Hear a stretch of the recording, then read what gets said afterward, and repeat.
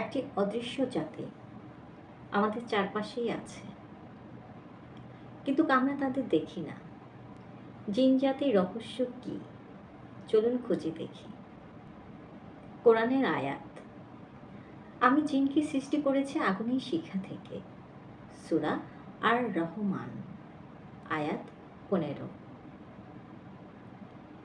জিনরা মানুষের মতো স্বাধীন চেতা, কিন্তু তাদের গঠন আমাদের থেকে একেবারে আলাদা। তাদের ক্ষমতা সীমাহীন। তারা রূপ বদলাতে পারে, মুহূর্তে এক জায়গা থেকে আরেক জায়গায় যেতে পারে। প্রশ্ন আসতে পারে, সব জিন কি শয়তান? না, তবে ইবলিস ছিল এক বিদ্রোহী জিন, যে আল্লাহর আদেশ অমান্য করেছিল।